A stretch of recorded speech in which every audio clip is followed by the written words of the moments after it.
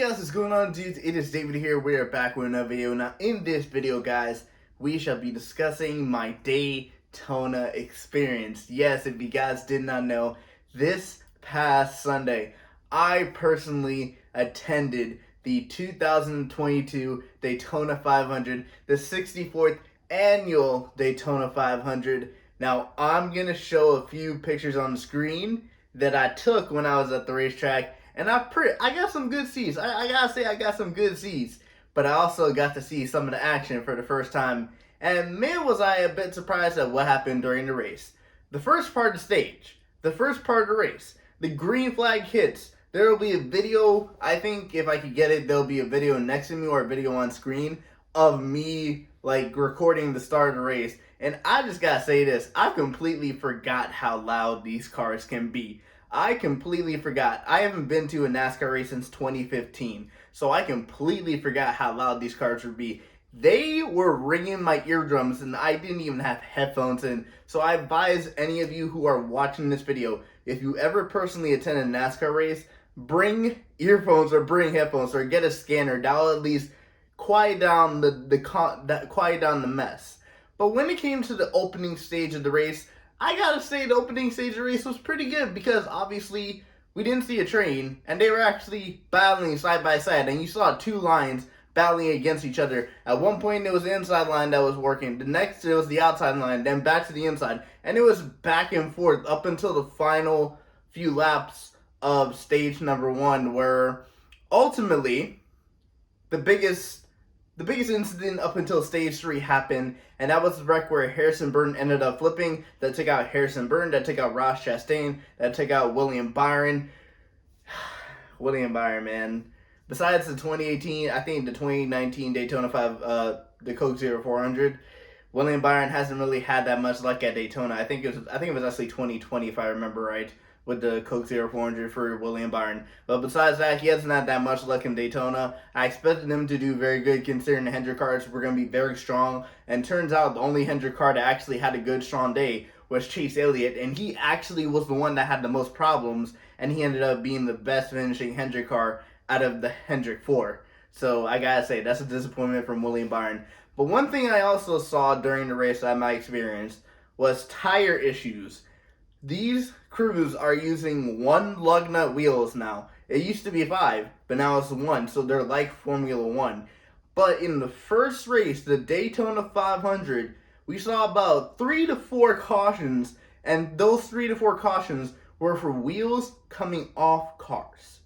And I just gotta say that, from being a personal fan of F1 and watching F1 for the past couple of years, that's the equipment that they use. The equipment that they use is not up. It's not really like used to like jamming in that type of thing, because F1, they're used to doing that very quickly, and they're using only 1 lug nut too. So I feel like throughout the next few races, when it comes to the next few races, the pit crews are going to get more experience with the lug nut wheels. They're going to get, like, used to the better they're going to use better equipment for this type of stuff, because you need good equipment if you're going to put on a heavier wheel than a Formula 1 race wheel onto a heavier car than a Formula 1 race car. So it's going to take a lot more pressure to just jam that thing in to make sure it's there without falling off. But I think Kaz Grala was the first one with tire issues, if I remember right, in the race. I think the second one that had tire issues in the race, which was Justin Haley, who actually was disappointed in, because I expected Justin Haley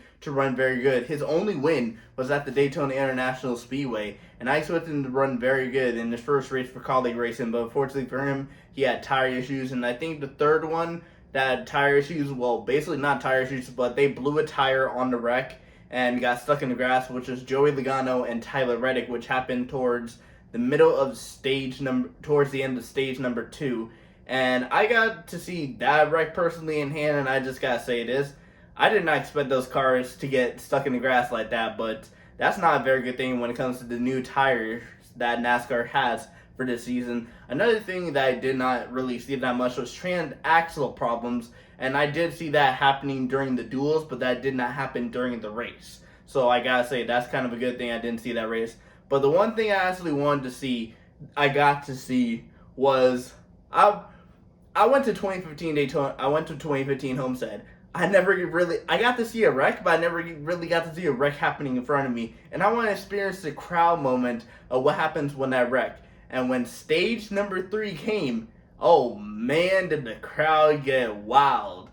There was 2 big wrecks, both caused by Keselowski. I don't really know what Keselowski was doing throughout this race. I don't really feel like he's earned a lot of friends when it comes to the next super speedway track, because I feel like there's going to be a lot of people that don't trust Keselowski now because of what happened this past race in Daytona. But I gotta say this, Keselowski was going for it. Keselowski should have won his first Daytona 500 last year, and he was going for his first Daytona 500 win this year in a new team with RFK. He was trying so hard that he was just overdoing it and ended up making enemies. And this is actually kind of funny. Ricky Stenhouse Jr. was the one to comment on Brad Keselowski, saying that he's not a very good super speedway racer. When Ricky Stenhouse Jr. literally has the name Ricky Spenhouse, and that was given to him by Kyle Busch. And I just want to say this, Kyle Busch. Kyle Busch had so many problems, but man, he was able to come out and he actually got a top 15 spot. And I got to give it to Kyle Busch. That's a very strong finish.